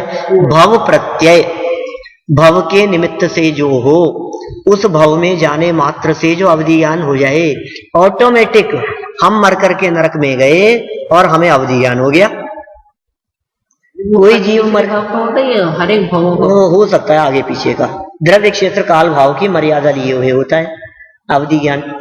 अवधि ज्ञान माने ऐसा विशेष ज्ञान जिस विशेष ज्ञान से फ्यूचर के बारे में जान लेवे पास्ट के बारे में जान लेवे, पिछले जन्मों के बारे में जान लेवे, आगामी जन्मों के बारे में जान लेवे, यहाँ बैठे बैठे जान लेवे हम ये अपने यहाँ। अभी तो अपन ब्रैम्पटन में है, टोरंटो में क्या हो रहा है वहां घर में क्या हो रहा है, ये यहाँ बैठे बैठे जान लेवे। अभी बैठे हैं यहाँ ब्रैम्पटन कनाडा में और हम जान लेवे इंडिया में क्या हो रहा है। ये ऐसे ज्ञान का नाम है अवधि ज्ञान, देवों और नारकियों को होता है। ये कौन सा था? भव प्रत्यय नाम का अवधि ज्ञान। फिर प्रश्न हुआ कि प्रभु आप भव प्रत्यय कह रहे हो, भव के निमित्त से होने वाला अवधि ज्ञान बतला रहे हो, तो क्या अवधि ज्ञान दूसरे प्रकार का भी होता है क्या? तो उमा स्वामी आचार्य ने कहा कि हाँ हाँ एक प्रकार का और है, वो कहलाता गुण प्रत्यय। ये भव प्रत्यय मतलब भव के निमित्त से है, दूसरा होता है जो क्षयोपशम, उसको अवधि ज्ञान बोला। और दूसरा है क्षयोपशम के निमित्त से। तो अवधि ज्ञान में तो पूर्व और वर्तमान और तीनों पर्याय जान सकते हैं, लेकिन पूरा नहीं, लिमिट है जो लिमिट है जिसकी जितना भी हो। 22 नंबर सूत्र कहते हैं क्षयोपशम निमित्त है षड विकल्प है शेषाणाम, क्षयोपशम निमित्त है षड विकल्प है शेषाणाम, क्षयोपशम निमित्त है षड विकल्प है शेषाणाम, क्षयोपशम शेषाणाम मतलब दूसरा वाला जो है वो कैसा है? क्षयोपशम निमित्त है, क्षयोपशम के निमित्त से होता है, षड विकल्प है, 6 भेद वाला है, ये यहां बतलाया। माने क्षयोपशम के निमित्त से होने वाला अवधि ज्ञान जो मनुष्यों और तिर्यंचों को होता है, हो सकता है मनुष्यों को भी अवधि ज्ञान, तिर्यंचों को भी हो सकता है किसी किसी को, वो ज्ञानावरणी कर्म के क्षयोपशम से होगा। 6 प्रकार का हो सकता है, वर्धमान, हीयमान, अवस्थित, अनवस्थित, अनुगामी, अननुगामी। ठीक है ना, मतलब कोई ऐसा होता है जो बढ़ता रहे वर्धमान, कोई घटता रहे अवधि ज्ञान होने के बाद में हीयमान, वर्धमान हीयमान, अवस्थित स्थित रहे, अनवस्थित अस्थिर रहे। ठीक है, अनुगामी जो साथ में चला जाए, अननुगामी जो साथ में नहीं जाए, ऐसा। ये 6 प्रकार का अवधि ज्ञान होता है। ज्ञान साथ में मतलब अगले भाव में भी मिल हाँ जा सकता है साथ में, क्षेत्र की दूरियों तक साथ में चला जाए। हाँ जो के निमित्त से जो अवधि ज्ञान होता है उसी भव के लिए होता है कि आगे वाले भव तक साथ में जाएगा नहीं, लेकिन आगे वाले भव का ज्ञान हो सकता है। नरक और स्वर्ग में कई भवों का ज्ञान हो सकता है। तो ये बात आई थी, स्वर्ग में कोई देव पहुंचा और उसको विकल्प आया कि भाई मैं कहां से आया हूं, तो उसको पिछले भवों का पता लग सकता है। मैं मर के कहां जाने वाला हूं, तो उसको आगामी भवों का भी पता लग सकता है। होता ही है, राग द्वेष का परिणाम होता है। देखो ना, मैंने अभी थोड़ी देर पहले कही थी द्रव्य निक्षेप की चर्चा करते हुए कि वो उनको भाव आया तो नीचे राग का भाव था, तो रावण को संबोधन करने गई सीता का जीव देवगति स्वर्ग से, लक्ष्मण को संबोधन करने के लिए गई नरक में। रावण और लक्ष्मण दोनों नरक में है और सीता का जीव संबोधन करने के लिए आया। कुछ द्वेष बुद्धि का भाव जागृत हुआ तो रामचंद्र जी के ऊपर उपसर्ग करने के लिए आए। क्या कि वो उसके साथ ही आ जाए। हाँ, कैसा कैसा भाव होता है। तो देवगति के जीवों को भाव आ जाता है ऐसा, पूर्व भाव का बात देख करके जाति स्मरण हो जाता है, उपसर्ग करने कमठ को हुआ ही था ना। पार्श्वनाथ स्वामी को देखकर विमान उसका अटक गया, उसने देखा कि कौन है ये जीव, पिछला याद आया उसको 10 भावों का याद आ गया, उसको सारी बातें याद आ गई, ये वही है जिसने मेरे साथ ऐसा किया था। उपसर्ग चालू कर दिया, द्वेष बुद्धि भी हो जाती है, राग भी हो जाता है। अलग था उस समय तब, हाँ वो देव था, कमठ तो 10 भाव पुराना नाम था। देवगति के जीव नरक में देखिए मर करके तो नहीं जा सकते, संबोधन करने के लिए जा सकते हैं, यहाँ भी आ सकते हैं, नीचे भी जाते हैं, तीसरे नरक तक, पहले दूसरे और तीसरे नरक तक जा सकते हैं। देखो कैसे गजब गजब की बातें हैं भाई, सब तत्वार सूत्र में भरी है इनकी व्याख्याओं में। अब कितने ज्ञान की बात हो गई? मति ज्ञान, श्रुति ज्ञान और अवधि ज्ञान, 3 की हो गई। अब मन पर्याय की बात कहते हैं। ऋजु विपुल मति मन है पर्याय, ऋजु विपुल मति मन है पर्याय, ऋजु विपुल मति मन है पर्याय। ऋजु मतलब होता है सरल और विपुल माने होता है जटिल। ये 2 प्रकार का मन पर्याय ज्ञान है। एक होता है ऋजु मति मन पर्याय ज्ञान, एक है विपुल मति मन पर्याय ज्ञान। तो ऋजु मने पर्यय और विपुल मने पर्यय, ऋजुमति विपुलमति, दो भेद हैं उसके। कहने का मतलब ये मने पर्यय ज्ञान कैसा ज्ञान होता है कि दूसरे के मन में स्थित बात को जान लेवे। आप क्या सोच रहे हैं, आपके दिमाग में क्या चल रहा है। आजकल की भाषा में उसे कहते हैं फेस रीडिंग। लेकिन ये अकेला फेस रीडिंग तो कब हो सकता है, जब फेस दिखेगा। मने पर्यय ज्ञानियों का ज्ञान तो ऐसा होता है, हम यहाँ बैठे हैं और हमारे घर में बेटा बैठ करके अभी इस समय क्या सोच रहा है, वो पढ़ रहा है कि नहीं पढ़ रहा है। पढ़ने के लिए छोड़ के आया था मैं उसको, वो पढ़ाई कर रहा है कि नहीं कर रहा है, उसके मन में क्या चल रहा है। तो हमने अवधि ज्ञान लगाया और पता लगा अवधि ज्ञान से कि बैठा है, पढ़ रहा है। फिर सोचा मन में तो देखो, तो मन में देखा तो पता लगा कि यार ये तो मूवी के बारे में विचार कर रहा है, पढ़ तो रहा ही नहीं। तो मन है पर्यय ज्ञान से दूसरे के मन की बात जानने में आ जाए। लेकिन ये मन है पर्यय ज्ञान गृहस्थों को नहीं होता, मुनिराजों को ही होता है, भावलिंगी संतों को ही होता है। आगे आएगी, चर्चा कर रहे हैं अभी। साथ में हो भी सकते हैं, अभी वो भी बात तो आपका प्रश्न भी आएगा आगे शिष्य के द्वारा। दोनों साथ में भी हो सकते हैं और नहीं भी हो सकते। किसी को अवधि ज्ञान हुआ तो उसको अवधि ज्ञान ही है। मने पर्यय जो नहीं, ये कंपलसरी नहीं है। हाँ, मतिश्रुत अवधि ज्ञान नहीं, अवधि भी हो सकता है, तो सिर्फ मन की ही बात जानने में आएगी, उनको वो घटनाएं नहीं दिखेगी। लेकिन किसी व्यक्ति के मन में क्या चल रहा है सिर्फ वही दिखेगा। अवधि तो होती है ना, कम से कम एक मैक्सिमम 4 ज्ञान एक अभी अभी आएगा सब, तो आ रहा है सब, बिल्कुल आप निश्चिंत रहिए। क्योंकि शिष्य, ये उमा स्वामी आचार्य का तत्वार सूत्र ऐसा है कि you name it and have it. आप बोलो आपको क्या, कौन सा सब्जेक्ट पढ़ना है, कौन सा टॉपिक चाहिए आपको, आप जो नाम लेंगे सब इसमें है सब। और ज्यादा डिटेल में तो नहीं, लेकिन उसके बीज इसमें मिलेंगे। गुणस्थान है, ध्यान है, चारित्र है, कर्म है, लोक है, स्वर्ग नरक है, जम्बूद्वीप, ढाई द्वीप है। आप क्या, आप कौन सा प्रकरण आप उठाना चाहते हो। संवर निर्जरा की चर्चा है, स्वर्ग नरकों की चर्चा है, बोलो आपको कौन सा प्रकरण पढ़ना है। आपको आर्थ ध्यान, रौद्र ध्यान वगैरह की चर्चा है, कर्मों के भेद प्रभेद आदि है, न मालूम क्या क्या, चारित्र, अणुव्रतों की चर्चा, महाव्रतों की चर्चा, सब कुछ ज्ञान की चर्चा, 5 प्रकार के शरीरों की चर्चा, उत्पत्ति स्थान की चर्चा, भेद प्रभेद, जन्म के भेद प्रभेद, भाव, औपशमिक आदि भाव, सब कुछ इसमें भर दिया उन्होंने। खैर चलिए, 23 नंबर सूत्र हो गया। 24 नंबर सूत्र की तरफ अपन आगे बढ़ते हैं। 23 नंबर के सूत्र में सिर्फ 2 भेद बतलाए गए, ऋजुमति और विपुलमति मने पर्यय के भेद है। फिर कहा विशुद्ध प्रतिपाताभ्याम तद विशेष है, विशुद्ध प्रतिपाताभ्याम तद विशेष है, विशुद्ध प्रतिपाताभ्याम तद विशेष है। विशुद्ध क्या कह रहे हैं, विशुद्धि और अप्रतिपात, अ निकलेगा उसमें से, संस्कृत है। विशुद्धि और अप्रतिपात, इनकी अपेक्षा से इन दोनों में अंतर है, ऋजुमति और विपुलमति में। कोई कहे कि साहब 2 प्रकार के मने पर्यय ज्ञान है, मन की बातें जानते हैं, इसमें क्या अंतर होगा। अब मन की बात जान रहा हूं, अब इसमें 2 भेद कैसे हो गए, इसके क्या कहना चाह रहे हो। तो कहा एक तो है विशुद्धि की अपेक्षा अंतर, माने ऋजुमति वाले की जो विशुद्धि है, ऋजुमति मने पर्यय ज्ञानी की विशुद्धि वो कम है। माने कोई व्यक्ति के मन में चल रही सरल सरल बातों को जान लेगा। और विपुलमति मने पर्यय ज्ञानी ज्ञान जो है वो विशुद्धि और ज्यादा है, उसकी निर्मलता और ज्यादा है। कभी कभी ऐसा होता है किसी व्यक्ति के मन में क्या चल रहा है, कभी क्या सोच रहा है, कभी क्या सोच रहा है, उठपटांग उसकी टिकड़मबाजियां दिमाग की, तो वो विपुलमति मने पर्यय ज्ञानी पकड़ सकते हैं, ऋजुमति की समझ में नहीं आएगी। मेरे को कभी कभी ऐसे लोग मिलते हैं, कोई एक बार एक व्यक्ति बोले मेरे से कि पंडित जी मैं क्या बतलाऊं मेरे मन की कुटिलता को, मैं खुद ही नहीं समझ पाता हूं कि मैं क्या कर रहा हूं, क्या करना चाहता हूं। मेरे दिमाग में ऐसे षड्यंत्र चलते रहते हैं कुछ। तो ऐसी जो बातें हो वो विपुलमति मने पर्यय ज्ञानी ही जान पाएगा। पर इजी गोइंग किसी के मन में जो बात चल रही है वह ऋजुमति वाले जान पाएंगे। एक अंतर तो ये हो गया दोनों में।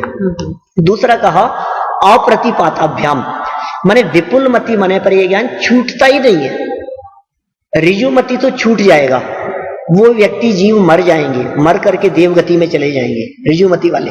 लेकिन विपुलमति मने पर्यय ज्ञान वाले, उनका मने पर्यय ज्ञान नहीं छूटेगा, माने वो केवल ज्ञान में कन्वर्ट होकर के मोक्ष ही जाएंगे। नहीं, विपुलमति प्रकट हो गया मतलब केवल ज्ञान होगा ही होगा, ऐसा अर्थ है।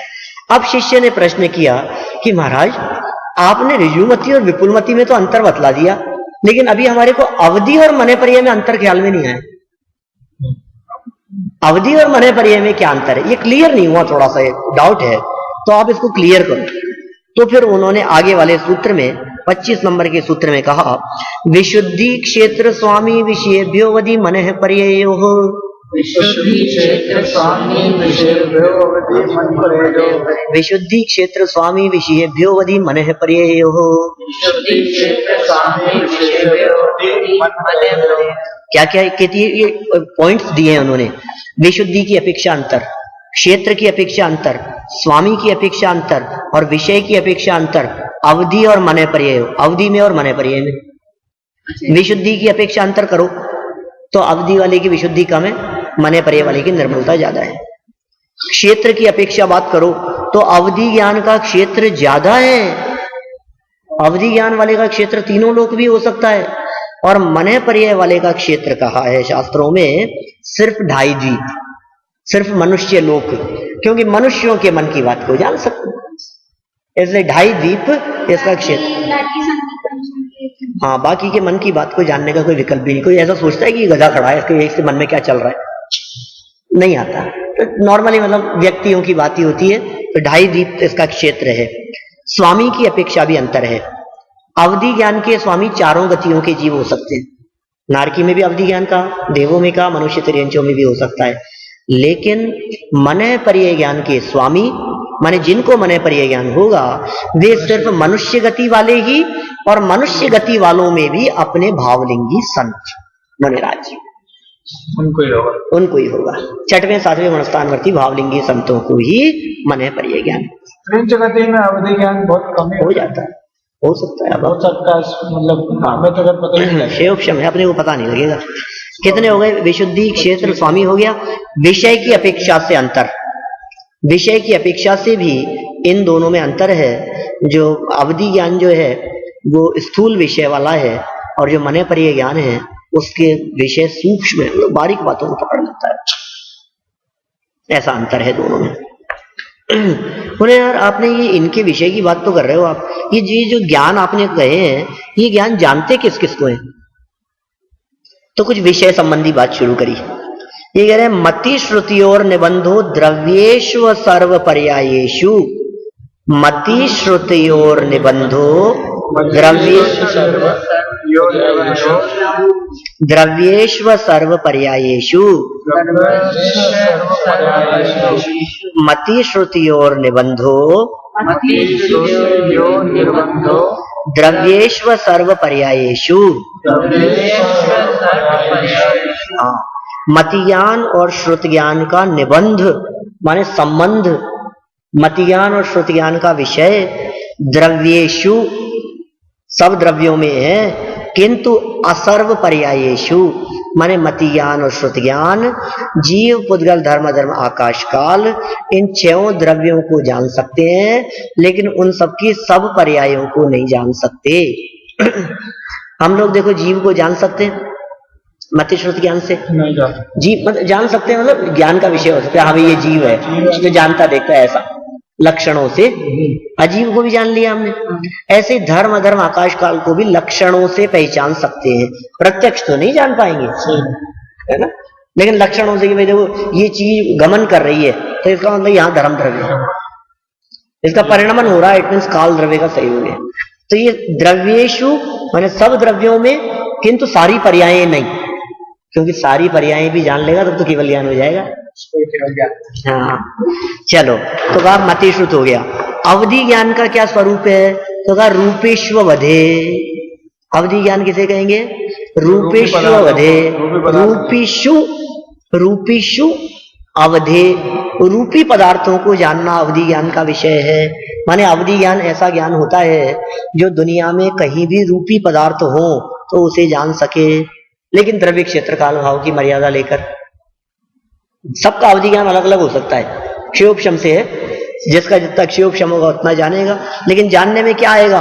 टेबल कुर्सी मकान जमीन दुकान धन दौलत वैभव, ये सब रूपी पदार्थ अवधि ज्ञान का विषय होते हैं। मने पर्याय ज्ञानी किसको जानते हैं? तो 28 नंबर सूत्र दिया, तदनंत भागे मनः पर्ययस्य, तदनंत भागे मनः पर्ययस्य, तदनंत भागे मनः पर्ययस्य। तत् माने वह, अनंत भागे उसके अनंतवें भाग में, मनः पर्ययस्य मनः पर्यय ज्ञान जानता है। मतलब अवधि ज्ञान ने जितना जाना उससे अनंतवें भाग सूक्ष्म बातों को भी मनः पर्यय ज्ञानी जान सके, ऐसा मनः पर्यय ज्ञान का विषय होता है। फिर कहा साहब केवल ज्ञान किसको जानता है? सर्व द्रव्य पर्यायेषु केवलस्य, सर्व द्रव्य पर्यायेषु केवलस्य, सर्व द्रव्य और सर्व पर्याय केवलस्य केवल ज्ञान का विषय है। माने केवल ज्ञान के माध्यम से सारे द्रव्य, सारे गुण, सारे पर्याय, संपूर्ण लोकालोक, अनादि अनंत आलोक सहित सब कुछ केवल ज्ञान के माध्यम से जाना जा सके, ऐसा केवल ज्ञान का स्वरूप है। सर्व द्रव्य पर्यायेषु केवलस्य, तीन काल सर्व पर्याय आ गई ना, तो सर्व पर्यायों में भूतकालीन भी सारी अवस्थाएं और फ्यूचर की भी सभी अवस्थाएं। देखिए फिर कहते हैं, फिर प्रश्न किया, एक जीव को एट ए टाइम कितने ज्ञान हो सकते हैं? बोलो कितने हो सकते हैं? तो उसका जवाब दिया, जैसे अभी 5 ज्ञान हुए, तो फिर शिष्य ने पूछा कि भैया आप ये बतलाओ कि ये 5 ज्ञान बतलाया आपने, तो हमारे हो सकते हैं 5 ज्ञान? क्या 5 ज्ञान हो सकते हैं हमारे? तो उन्होंने कहा अरे नहीं नहीं, 5 एक साथ नहीं होती, एक समय में मिनिमम 1 होता है, फिर 2 भी हो सकते हैं, 3 भी हो सकते हैं और 4 भी हो सकते हैं मैक्सिमम, इससे ज्यादा नहीं हो सकते। इस बात को बतलाने के लिए उमा स्वामी आचार्य ने अपने शब्दों में कहा, एक आदिनी भाज्यानि युगपद एकस्मिन्ना चतुर्भ्यः, एक आदिनी भाज्यानि युगपद एकस्मिन्ना चतुर्भ्यः, एक आदिनी भाज्यानि युगपद एकस्मिन्ना चतुर्भ्यः। देखिए एक आदिनी मतलब एक को शुरू करके, आदि मतलब शुरू, एक को शुरू करके, भाज्यानि मतलब 1 2 3 4 ऐसे बढ़ते हुए, युगपद माने एक साथ, एकस्मिन्, एकस्मिन् मतलब एक जीव के, एकस्मिन् चतुर्भ्यः, चतुर्भ्यः मतलब 4 तक हो सकते हैं। इसका मतलब किसी जीव के एक ही ज्ञान भी हो सकता है अकेला, वो कौन सा होगा? केवल ज्ञान। 2 हो तो मति ज्ञान और श्रुत ज्ञान, 3 हो तो मति श्रुत अवधि या फिर मति श्रुत मनः पर्यय, ये 3 हो सकते हैं, ठीक है। और 4 हो तो मति श्रुत अवधि और मनः पर्यय, ये चारों भी हो सकते हैं। और 5 हो तो बोले हो ही नहीं सकते, 4 ही नहीं होगा तो एक ही, ठीक है। ऐसा नहीं केवल ज्ञान को वो 4 भी आ गए, नहीं तो ज्ञान एक ही है, जरूरत क्या है?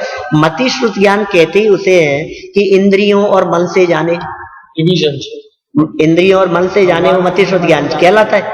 लेकिन अब सिद्ध भगवान की तो इंद्रियां ही नहीं है, मन ही नहीं है, तो मति श्रुत ज्ञान जरूरत भी नहीं है मति श्रुत ज्ञान की। जिनके पास पार्लियामेंट हो, मतलब वो प्राइम मिनिस्टर बन गया, फिर उसको मेंबर ऑफ पार्लियामेंट नहीं बोलते, मतलब इट्स लाइक, हाँ जरूरत नहीं है उसको, तो केवल ज्ञान। फिर शिष्य ने प्रश्न किया कि अच्छा तो एक साथ 1 2 3 4 5 हो सकते हैं, तो इनमें से हमारे तो 2 है ना मति श्रुत, ये दोनों है ना? तो वहां स्वामी आचार्य ने कहा कि हाँ भाई तुम्हारे 2 तो हैं, लेकिन ये क्या है, ये ज्ञान उल्टे भी होते हैं, मिथ्या भी होते हैं। तुम सोच रहे हो ये मति ज्ञान श्रुत ज्ञान हमारे सम्यक होंगे, ऐसा नहीं है। मति ज्ञान, श्रुति ज्ञान और अवधि ज्ञान, ये 3 ज्ञान उल्टे भी होते हैं, माने मिथ्या भी होते हैं, विपरीत भी होते हैं। ये बतलाने के लिए 31 नंबर सूत्र में उमा स्वामी आचार्य शब्दों में कहते हैं, मति श्रुतावधयो विपर्ययश्च, मति श्रुतावधयो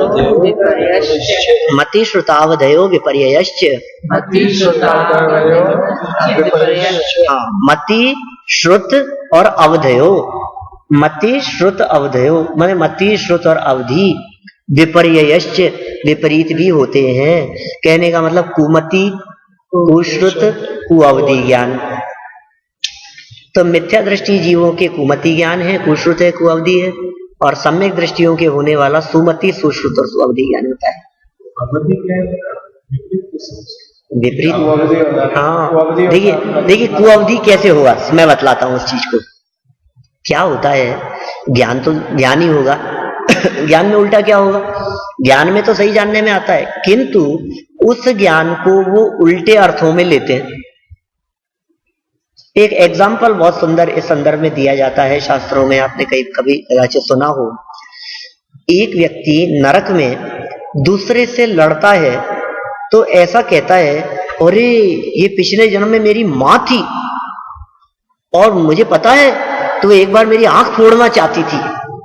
उसको वो दिख रहा है क्या, वो मां हाथ में काजल लेकर, उंगली में काजल लेकर इसकी आंखों में काजल लगाना चाहती थी क्या, तो काजल लगा रही थी। अब वो प्रसंग उसको अवधि ज्ञान के माध्यम से दिख रहा है और वो उस अवधि ज्ञान के माध्यम से जान करके क्या कहता है, ये मेरी आंख फोड़ना चाहती थी। कहते हैं ना कुअवधि हो गया। कुअवधि, उल्टे अर्थों में उस चीज को लेवे। मतलब अवधि ज्ञान में जो हो रहा है वो दिखता है, उसका भाव तो नहीं दिखेगा, भाव नहीं दिखेगा, घटना दिख रही है ना? अरे उसके पीछे क्या इंटेंशन है, उसके पीछे क्या भाव है, वो मने पर ये ज्ञानी जान पाएंगे कि नहीं देखो ये व्यक्ति ऐसा करता हुआ तो दिखाई दे रहा है, लेकिन सच बात ये है कि इसके पीछे छिपा है ऐसा भाव कुछ और है वो पकड़ में नहीं आता हमारे को। छोटा सा एग्जांपल देता हूं।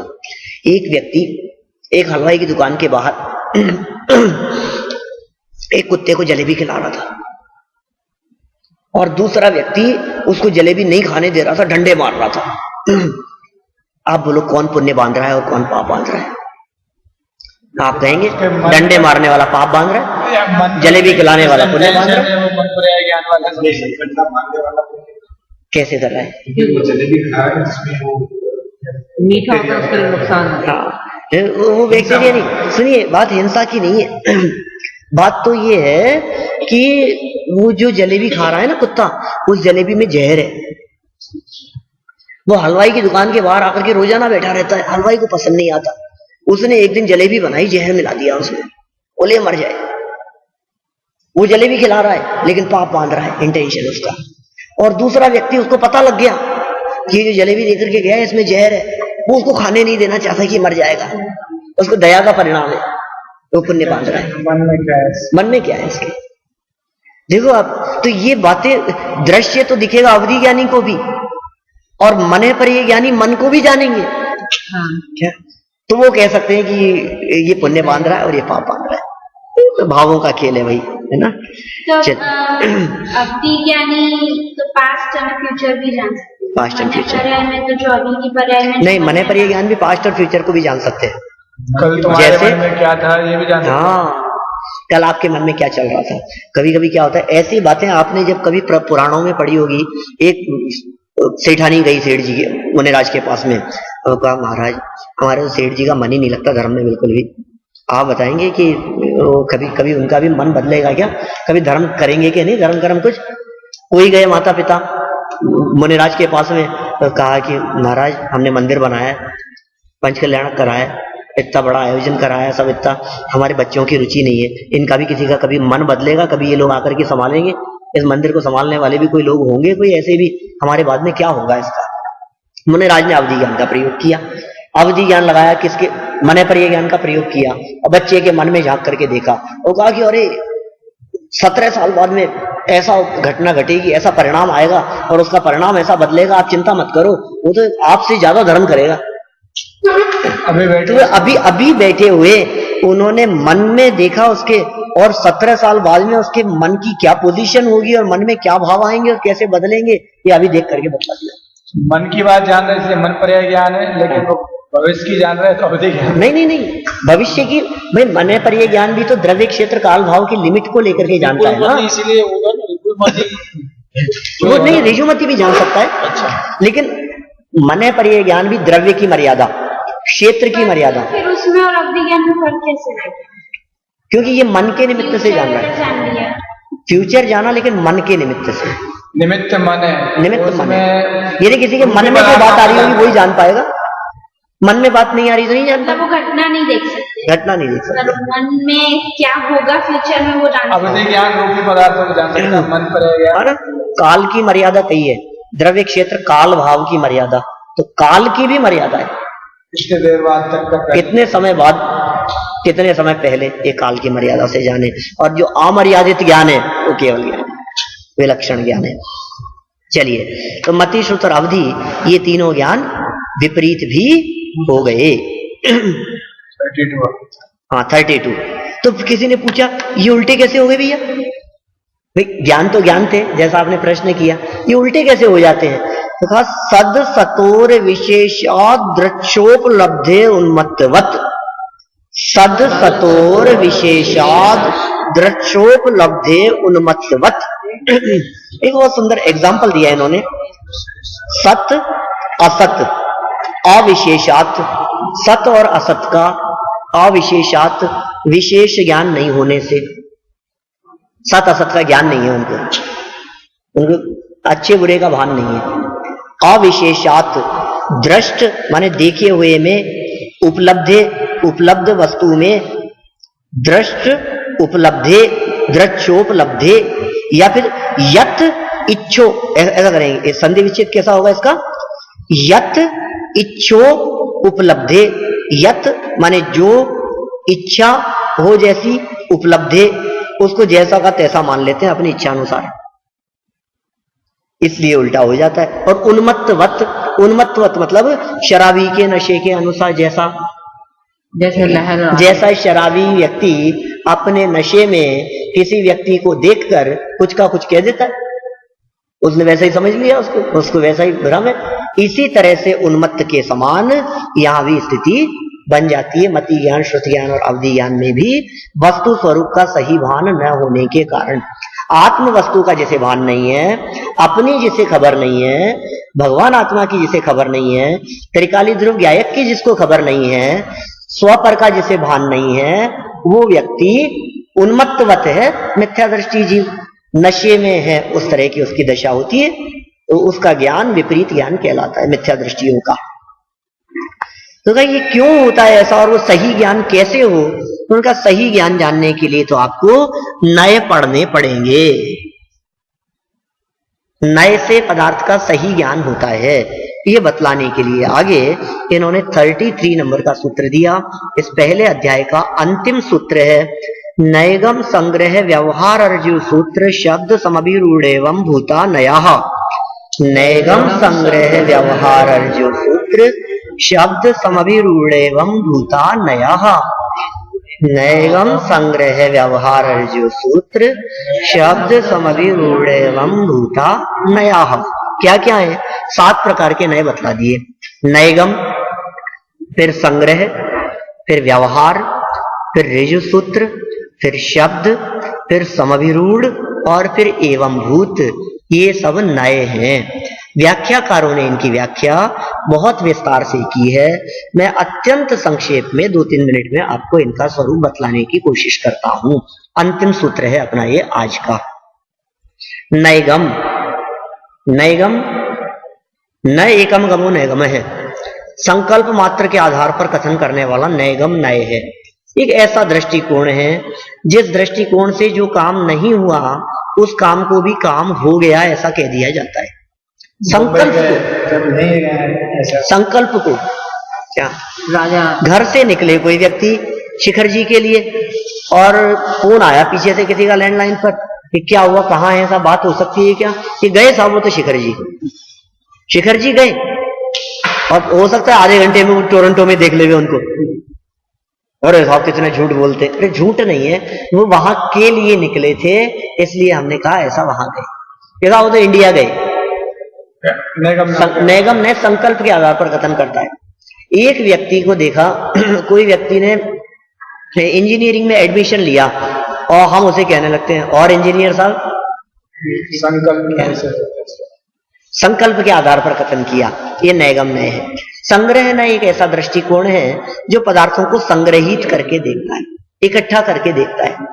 माने ये संग्रह नय ऐसे कथन करता है जो भी बात कहेगा वो ग्रुप में बात कहेगा।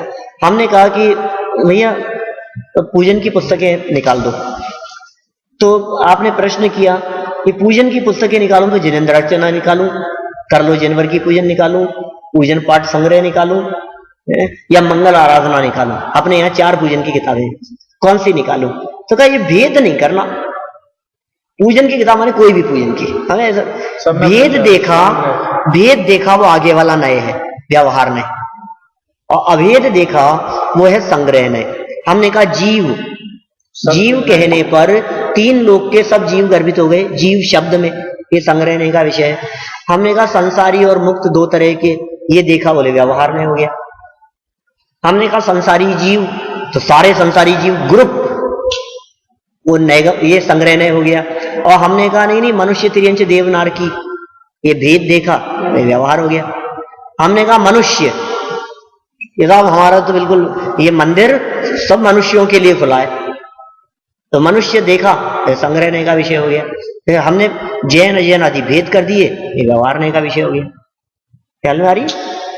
संग्रह व्यवहार। ऋजु सूत्र वर्तमान मात्र को देखने वाला, ये ऋजु सूत्र ने वर्तमान पर्याय जिससे दिखाई देवे। वर्तमान भी बहुत तरह का होता है क्या? अभी उंडाव सर्पणी काल चल रहा है, अभी कौन सा काल चल रहा है? पंचम काल चल रहा है, 21,000 वर्ष का हो गया। उंडाव सर्पणी काल चल रहा है, 10 कोड़ा कोड़ी सागर का वर्तमान हो गया। और कभी बहुत छोटा सा वर्तमान होता है, कभी तो ऐसा होता है कि किसी घटना के संदर्भ में हम ये कहते हैं बहुत पुरानी बात है जी, बहुत पुरानी बात बता रहा हूं आपको, कोई 25 साल पुरानी बात होगी, उसको बहुत पुरानी कह दिया। और कभी कभी बहुत पुरानी बात को भी हम कहते हैं अरे जी ये तो अभी की बात है, ये दिगंबर श्वेतांबर का जो बंटवारा हुआ ये कोई ज्यादा पुरानी बात नहीं है, ये तो अभी भद्रबाहु स्वामी के काल में 12 साल का अकाल पड़ा था। सही 2200 साल पहले की बात को तो कह रहे हो अभी, और 20 साल पुरानी बात को कह रहे हो बहुत पुरानी बात है। तो ये तो किसको आप वर्तमान कह रहे हो? ये ऋजु सूत्र नए उस चीज को पकड़ता है। एक है ऋजु सूत्र के बाद में शब्द नए, शब्द नए शब्दों की और इंडिकेट करता है, और शब्द नए ये कहता है हमारी भाषा व्यवस्थित होनी चाहिए, शब्दों का उच्चारण व्यवस्थित होना चाहिए, है ना? समझ लीजिए लिंग संख्या भाव है, हाँ शब्द यदि नहीं, भाव नहीं, भाव पकड़ना अलग चीज है। अभी तो कह रहे हैं शब्द अप्रोप्रिएट होने चाहिए, सही शब्द का प्रयोग होना चाहिए। वाक्य में बोलते बोलते मुंबईया भाषा इस तरह की होती है ना कि वो जैसे सीता क्या खा रहा है, तो सीता क्या खा रही है, कौन से लिंग के साथ में कौन से लिंग का प्रयोग होना चाहिए, कौन से वचन के साथ में कौन से वचन का प्रयोग होना चाहिए, सही व्याकरण अप्लाई होना। अभी आजकल की भाषा की दृष्टि से देखें तो शब्द नए की बहुत ज्यादा जरूरत है, क्योंकि ना हिंदी प्योर है ना इंग्लिश है, हिंदी में इंग्लिश, इंग्लिश में हिंदी। और बड़ा आश्चर्य तो तब होता है जब हिंदी बोलते बोलते हम इंग्लिश की व्याकरण अप्लाई करते हैं, या इंग्लिश बोलते बोलते हिंदी की व्याकरण अप्लाई करते हैं उन वर्ड्स के साथ में। फॉर एग्जाम्पल लाइटें बंद कर देना यहाँ सब, तो लाइटें तो कोई शब्द ही नहीं होता, ना हिंदी में होता है ना इंग्लिश में होता है। लाइट का तो लाइट्स होगा, लाइट तो इंग्लिश का वर्ड है, और हम उसके अंदर व्याकरण अप्लाई कर रहे हैं हिंदी की, लाइटें कर दिया। तो ऐसी जो गड़बड़ियां हैं ऐसे बहुत हैं। गवर्नमेंट ऑफिसों में कहाँ काम होता है? अब गवर्नमेंट ऑफिसों में कौन सा शब्द है भाई साहब? इन लेडीजों को देखो, लेडीजों को देखो कैसे भी हो गया। मतलब कितने शब्द ऐसे हैं जो हमारे दिमाग में इस तरह से घुल मिल गए हैं, गड़बड़ हो गई है ये सब। तो शब्द नहीं कहता है, नहीं वो सब समझ लेते हैं, सो एक अलग बात है, वो भी वैसे ही बोलते हैं। तो ये सारे जो है उन सबको के बारे में यथार्थ शब्द का उच्चारण हो, ऐसा कहता है शब्द नए, ठीक होना चाहिए भैया। समभिरूढ़ नहीं कहता है, रूढ़ी से कुछ शब्द ऐसे होते हैं जिनके शब्दों का अर्थ भले कुछ भी हो, लेकिन भाई साहब इस परंपरा में इसका अर्थ ये प्रसिद्ध हो गया उस अर्थ में, तो लोग भी समझ लेते हैं। यदि मैं भी आपके सामने शब्द प्रयोग करूं कि दादा ऐसा कहते हैं, तो कोई ऐसा नहीं समझेगा कि वो दादागिरी वाले की बात चल रही है, ऐसा समझते हैं कि डॉक्टर भारेल की बात चल रही है, दादा ऐसा बोलते हैं। कोई कोई शब्द ऐसे होते हैं जो किसी किसी के प्रयोग में आते हैं, वो उसके संदर्भ में रूढ़ हो गया, जैसे हो जाता है, ऐसा फेमस हो जाते हैं। जैसे आजकल नमो, नमो ने कहा, अब नमो ने कहा ये तो कोई था ही नहीं कुछ भी, लेकिन वो मीडिया ने इतना उसको फेमस कर दिया, ना और मो, नरेंद्र मोदी, उसको नमो कह करके पुकारने लगे। देखो आप अपने हमारे यहाँ इंडिया में पाकिस्तान कहाँ गया है और पाकिस्तान गया है तो पाकिस्तान शब्द उस अर्थ में रूढ़ हो गया, जबकि पाक मीन्स पवित्र। पाक माने पवित्र होता है, उन्होंने तो अपना नाम ऐसा रखा था। बहुत सारे शब्द रूढ़ी के अनुसार चलते हैं। ये समभी रूढ़ नहीं कहता है कि आपको वो भी समझना पड़ेगा। फॉर एग्जाम्पल अपने जिनवाणी की बात करें अपन, तो हमने कहा केवल ज्ञान, केवल ज्ञान शब्द का प्रयोग किया कि हमारे भगवान को केवल ज्ञान है। तो कोई अन्य मतावलंबी उस चीज को कहे बस ओनली नॉलेज, कि नहीं नहीं केवल ज्ञान का अर्थ ओनली नॉलेज नहीं होता। हमारे यहाँ केवल ज्ञान शब्द क्षायिक ज्ञान के अर्थ में, पूर्ण ज्ञान के अर्थ में रूढ़ है सारे जनागम में। इसलिए जब भी हम केवल ज्ञान शब्द का प्रयोग करें तो आप उसका अर्थ ओनली नॉलेज नहीं समझे, उसका अर्थ होल नॉलेज समझे, पूर्ण ज्ञान समझे, ऐसा समझ रूढ़ में। एवं भूतनय है अंतिम।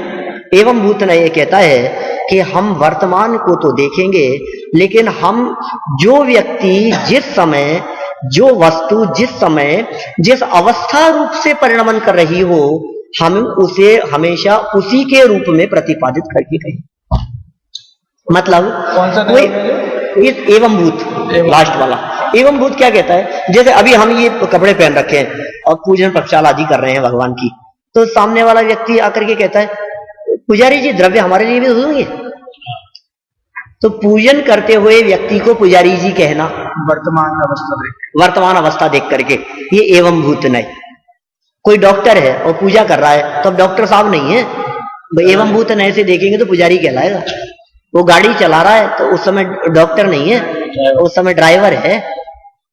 पढ़ रहा है तो उस समय पाठक है, सुन रहा है उस समय श्रोता है, बोल रहा है उस समय वक्ता है। तो ऐसा जो जिस अवस्था रूप से परिणमन कर रही हो उसे वैसा देखना, ये एवं भूत नए है। ये जीवादि तत्वों को देखने के अनेक प्रकार के दृष्टिकोण हैं। हम यदि इन सभी दृष्टिकोणों को ध्यान में रख करके पदार्थों को पहचानने की कोशिश करेंगे तो हम वस्तु स्वरूप को अच्छे से पहचान पाएंगे। उमा स्वामी आचार्य ने जिन तत्वों के आधार पर इस पूरे वस्तु स्वरूप को समझाने का प्रयास किया है, उन सभी को हम सब समझकर आत्म कल्याण की ओर उन्मुख होवे, इसी भावना से मैं बात को विराम देता हूं। इति तत्वार्थादिगमे मोक्ष शास्त्रे प्रथमोध्याय है। इस तरह ये प्रथम अध्याय आज हमने संपन्न किया।